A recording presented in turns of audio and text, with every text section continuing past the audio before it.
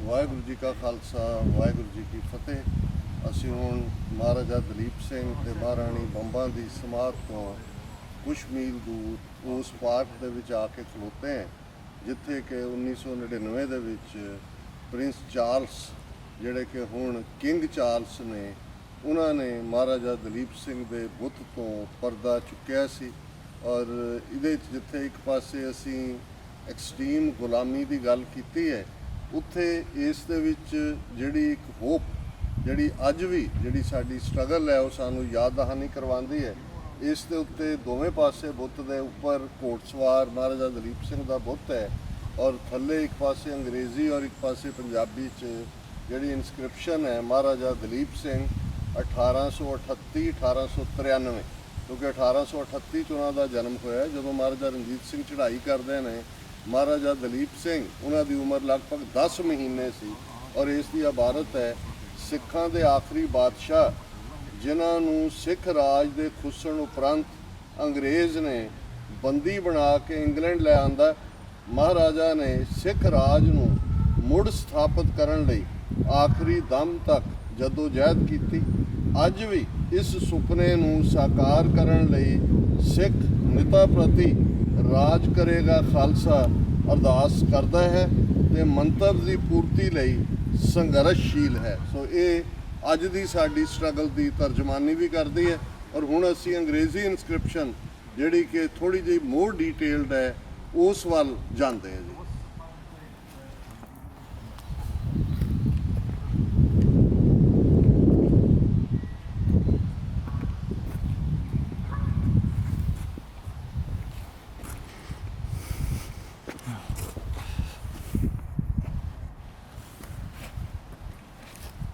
ਇਹ ਪੰਜਾਬੀ ਇਨਸਕ੍ਰਿਪਸ਼ਨ ਦੇ ਬਿਲਕੁਲ ਆਪੋਜ਼ਿਟ ਉੱਪਰ ਜਿੱਥੇ ਉੱਡਦੇ ਬਾਜ ਦਾ ਸਾਈਨ ਹੈ, ਖੱਡੇ ਦਾ ਇਨਸਿਗਨੀ ਹੈ, ਦੋਵੇਂ ਪਾਸੇ ਸ਼ੇਰ ਨੇ, ਵਿਚਕਾਰ ਦੋ ਤਲਵਾਰਾਂ ਨੇ ਔਰ ਮਹਾਰਾਜਾ ਸੈਂਚੁਰੀ ਦਲੀਪ ਸਿੰਘ, ਕਿਉਂਕਿ ਇਹ ਲਗਭਗ ਉਸ ਪੀਰੀਅਡ ਦੀ ਯਾਦ ਦਹਾਨੀ ਹੈ।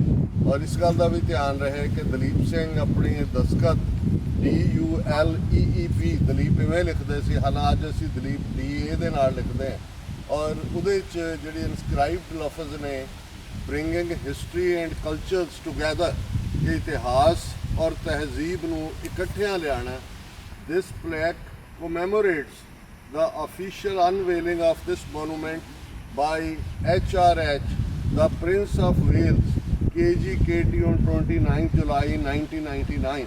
ਇਹ ਉਹਨਾਂ ਦੇ ਟਾਈਟਲ ਨੇ, ਹਿਜ਼ ਹਾਈਨੈਸ ਰਾਇਲਨੈਸ। ਦੂਜਾ ਕਿ ਇਹ ਜਿਹੜਾ ਪਲੇਕ ਹੈ ਔਰ ਇਹ ਬੁੱਤ ਹੈ, ਇਹ ਉਸ ਯਾਦ ਨੂੰ ਦੁਹਰਾਉਣ ਦੇ ਲਈ ਹੈ ਜਿਹੜੀ ਕਿ ਜਦੋਂ ਸਰਕਾਰੀ ਤੌਰ ਦੇ ਉੱਤੇ ਪ੍ਰਿੰਸ ਚਾਰਲਸ ਨੇ, ਜਿਹੜੇ ਪ੍ਰਿੰਸ ਆਫ ਵੇਲਸ ਜਿਸ ਨੂੰ ਕਿਹਾ ਜਾਂਦਾ ਸੀ, ਹੁਣ ਉਹ ਕਿੰਗ ਚਾਰਲਸ ਹੈ, ਉਸ ਨੇ 29 ਜੁਲਾਈ 1999 ਨੂੰ ਇਸ ਤੋਂ ਪਰਦਾ ਚੁੱਕਿਆ।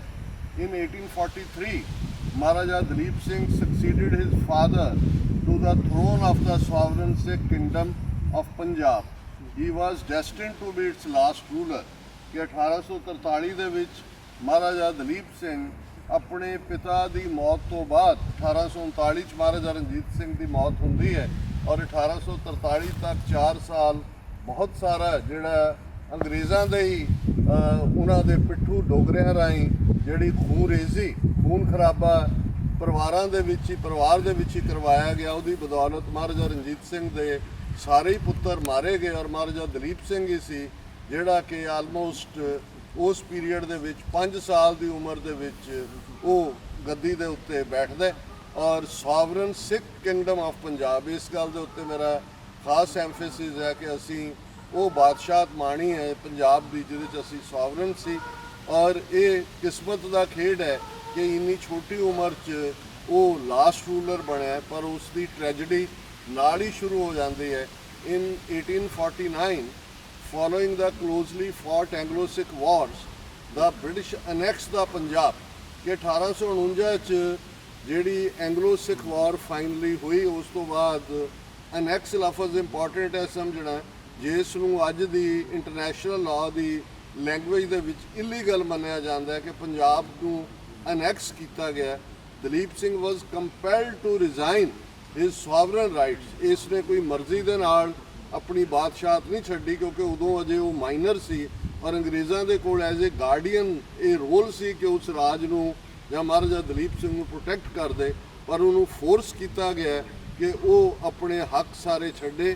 Dalip Singh was compelled to resign and sovereign Dalip Singh was compelled to resign his sovereign rights and exiled. ਨਾ ਸਿਰਫ ਉਸ ਦੇ ਹੱਕਾਂ ਨੂੰ ਇਹਨਾਂ ਨੇ ਖੋਇਆ ਪਰ ਉਸ ਨੂੰ ਜਲਾਵਤਨ ਕੀਤਾ।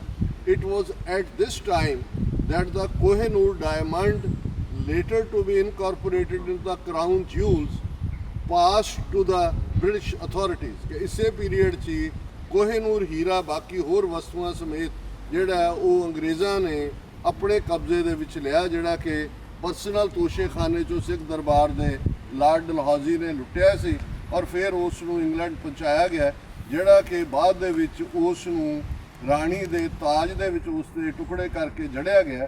ਹਾਲਾਂਕਿ ਹੁਣ ਜਿਹੜੀ ਕੁਈਨ ਬਣੀ ਹੈ ਉਸ ਨੇ ਕੋਹਿਨੂਰ ਨਹੀਂ ਪਹਿਨਿਆ ਹੈ। ਔਰ ਫਿਰ ਲਾਸਟ ਲਫ਼ਜ਼ ਨੇ Dalip Singh eventually came to Britain, ਕਿ ਦਲੀਪ ਸਿੰਘ ਅਖੀਰ ਬ੍ਰਿਟਨ ਆਏ ਨਹੀਂ, ਉਹਨਾਂ ਨੂੰ ਇੱਥੇ ਫੋਰਸ ਕੀਤਾ ਗਿਆ, ਜਲਾਵਤਨੀ 'ਚ ਇੱਥੇ ਲਿਆਂਦਾ ਗਿਆ and settled at the Elveden estate in Suffolk ਵੀ ਇਹਨੂੰ ਕਹਿੰਦੇ ਨੇ, ਕਿ ਭਾਈ ਐਲਵਰਡਨ ਸਟੇਟ ਦੇ ਵਿੱਚ ਜਿੱਥੇ ਅਸੀਂ ਜਾ ਕੇ ਆਏ ਹਾਂ, ਜਿੱਥੇ ਕਿ ਉਹਨਾਂ ਦੀ ਫਾਈਨਲ ਜਿਹੜਾ ਉਹਨਾਂ ਨੂੰ ਬਰੀ ਕੀਤਾ ਗਿਆ, ਦਫਨ ਕੀਤਾ ਗਿਆ, ਜਿਹੜਾ ਮੈਂ ਸਮਝਦਾ ਕਿ ਇੱਕ ਹੋਰ ਧੱਕਾ ਸੀ, ਰਾਜ ਖੋਣਾ ਵੀ, ਜਲਾਵਤਨ ਕਰਨਾ ਵੀ। ਤੇ ਇਹਦੇ ਬਾਵਜੂਦ ਕਿ ਉਹ ਸਿੱਖ ਧਰਮ 'ਚ ਜਿਹੜਾ ਵਾਪਸ ਮੁੜ ਚੁੱਕੇ ਸਨ, ਫਿਰ ਵੀ ਉਹਨਾਂ ਨੂੰ ਜਿਹੜਾ ਉਹ ਚਰਚ ਵੀ ਹੈ ਉੱਥੇ ਬਣਿਆ ਹੋਇਆ, ਉਸ ਕੰਪਲੈਕਸ ਦੇ ਵਿੱਚ ਦਫਨ ਕੀਤਾ ਗਿਆ।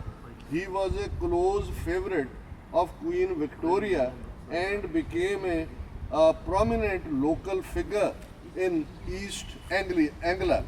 ਬੇਸ਼ੱਕ ਕੁਈਨ ਵਿਕਟੋਰੀਆ ਜਿਹੜੀ ਹੈ ਦਲੀਪ ਸਿੰਘ ਦੇ ਬੱਚਿਆਂ ਦੀ ਵੀ ਜਿਹੜੀ ਆ ਉਹ ਗॉड ਮਦਰ ਬਣੀ, ਉਸ ਦੇ ਨਾਲ ਵੀ ਬੜੀ ਉਹ ਮੁਹੱਬਤ ਦਾ ਇਜ਼ਹਾਰ ਕਰਦੀ ਸੀ, ਉਸ ਦੀ ਤਸਵੀਰ ਵੀ ਬਣਵਾਈ ਰਾਇਲ ਪੇਂਟਰ ਨੂੰ ਸੱਦ ਕੇ। ਪਰ ਅਸੀਂ ਸਮਝਦੇ ਹਾਂ ਵੀ ਕਿਵੇਂ ਉਸ ਦੇ ਮੁੱਢਲੇ ਹੱਕਾਂ ਨੂੰ ਹੀ ਨਹੀਂ, ਪੰਜਾਬ ਦੀ ਆਜ਼ਾਦੀ ਨੂੰ ਵੀ ਕਿਵੇਂ ਉਹਨਾਂ ਨੇ ਧੋਖੇ ਨਾਲ ਖੋਇਆ। ਔਰ ਫਿਰ ਜਿਸ ਨੂੰ ਅਸੀਂ ਫੱਫੇ ਕੁੱਟਣਿਆਂ ਵਾਲਾ ਰੋਲ ਕਹਿੰਦੇ ਹਾਂ, ਉਹ ਕੁਈਨ ਵਿਕਟੋਰੀਆ ਨੇ ਕੀਤਾ।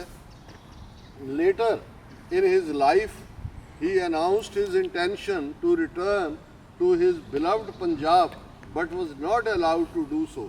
ਕਿ ਉਮਰ ਦੇ ਅਖੀਰਲੇ ਸਾਲਾਂ ਦੇ ਵਿੱਚ ਉਹਨਾਂ ਨੇ ਪੰਜਾਬ ਵਾਪਸ ਪਰਤਣ ਦੀ ਆਪਣੀ ਇੱਛਾ ਜ਼ਾਹਰ ਕੀਤੀ, ਪਰ ਉਹਨਾਂ ਨੂੰ ਇਸ ਦੀ ਆਗਿਆ ਨਹੀਂ ਦਿੱਤੀ ਗਈ। ਨਾ ਸਿਰਫ ਉਹਨਾਂ ਨੂੰ ਪਰਤਣ ਦੀ ਆਗਿਆ ਨਹੀਂ ਦਿੱਤੀ ਗਈ, ਉਹਨਾਂ ਦੀ ਮਾਤਾ ਮਹਾਰਾਣੀ ਜਿੰਦਾ, ਜਿਸ ਦੇ ਅਖੀਰਲੇ ਲਫ਼ਜ਼ ਸਨ ਕਿ ਮੇਰੀਆਂ ਹੱਡੀਆਂ ਇਸ ਨਿਰਦਈ ਧਰਤੀ ਤੇ ਨਾ ਰੋਲੀ, ਉਹਨਾਂ ਨੂੰ ਵੀ, ਔਰ ਉਹਨਾਂ ਦੀ ਚਾਹਨਾ ਸੀ ਕਿ ਉਹਨਾਂ ਦੇ ਲਾਸਟ ਰਾਈਟਸ, ਉਹਨਾਂ ਦਾ ਸੰਸਕਾਰ ਉਹਨਾਂ ਦੇ ਪਤੀ ਮਹਾਰਾਜਾ ਰਣਜੀਤ ਸਿੰਘ ਦੀ ਸਮਾਧ ਦੇ ਨੇੜੇ ਹੋਏ। ਲੇਕਿਨ ਈਵਨ ਉਹਨਾਂ ਦੀਆਂ ਐਸ਼ੇਜ਼ ਜਾਂ ਜਿਨ੍ਹਾਂ ਨੂੰ ਅਸੀਂ ਫੁੱਲ ਕਹਿੰਦੇ ਹਾਂ, ਉਹਨਾਂ ਨੂੰ ਵੀ ਉਹਨਾਂ ਨੇ ਪੰਜਾਬ ਨਹੀਂ ਜਾਣ ਦਿੱਤਾ ਔਰ ਮਹਾਰਾਜਾ ਦਲੀਪ ਸਿੰਘ ਨੂੰ ਮਜਬੂਰ ਕੀਤਾ ਕਿ ਉਹ ਨਾਸਕ ਨਾਂ ਦੀ ਥਾਂ ਤੋਂ, ਜਿੱਥੇ ਕਿ ਗੋਦਾਵਰੀ ਦਰਿਆ ਵਗਦਾ ਹੈ, ਉੱਥੇ ਹੀ ਉਹਨਾਂ ਨੂੰ ਜਲ ਪ੍ਰਵਾਹ ਕਰਕੇ ਉਹ ਵਾਪਸ ਮੁੜ ਗਿਆ। ਸੋ ਇਸੇ ਤਰ੍ਹਾਂ ਮਹਾਰਾਜਾ ਦਲੀਪ ਸਿੰਘ ਨੂੰ ਤਾਂ ਉਹਨਾਂ ਨੇ ਪੰਜਾਬ ਕੀ ਆਣ ਦੇਣਾ ਸੀ।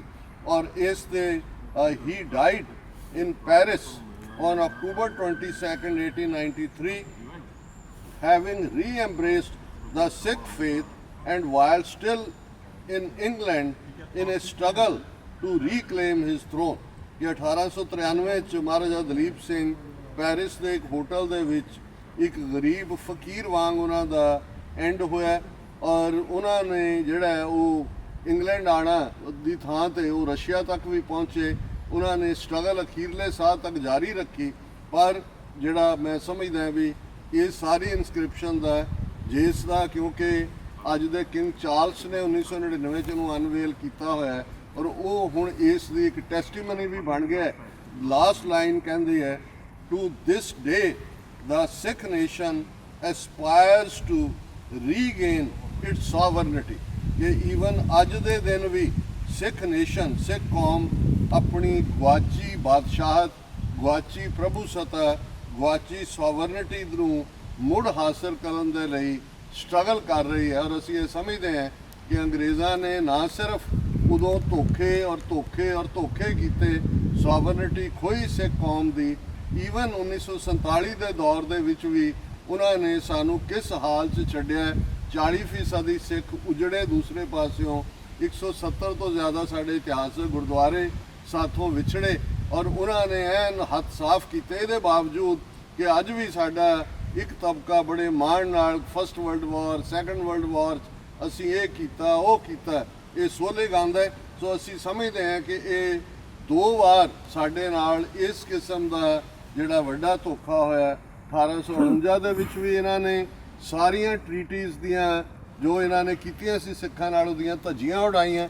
1947 ਦੇ ਵਿੱਚ ਵੀ ਸਾਨੂੰ ਇਹਦਾ ਲਰਚ ਜਿਹਨੂੰ ਕਿਹਾ ਜਾਂਦਾ ਹੈ ਉਸ ਘੁੰਮਣ ਘੇਰੀ 'ਚ ਸੁੱਟਿਆ। ਔਰ ਹੁਣ ਅਗੇਨ ਜਦੋਂ ਅਸੀਂ ਪਿਛਲੇ ਪੀਰੀਅਡ ਦੇ ਵਿੱਚ ਖਾਸ ਤੌਰ ਤੇ ਇੱਕ ਤੋਂ ਬਾਅਦ ਇੱਕ ਹਕੂਮਤ ਦਾ ਰਵੱਈਆ ਦੇਖਦੇ ਹਾਂ, ਟਰਾਂਸਨੈਸ਼ਨਲ ਰਿਪਰੈਸ਼ਨ ਜਿਸ ਦਾ ਹਿੱਸਾ ਹੈ 5 ਜਿਹੜੀਆਂ 5 ਆਈਜ਼ ਕੰਟਰੀਜ਼ ਨੇ, ਬ੍ਰਿਟਨ ਉਸ ਦਾ, ਲੇਕਿਨ ਇਹਦੇ ਬਾਵਜੂਦ ਇੰਡੀਆ ਪ੍ਰਤੀ ਸੌਫਟ ਰਵੱਈਆ।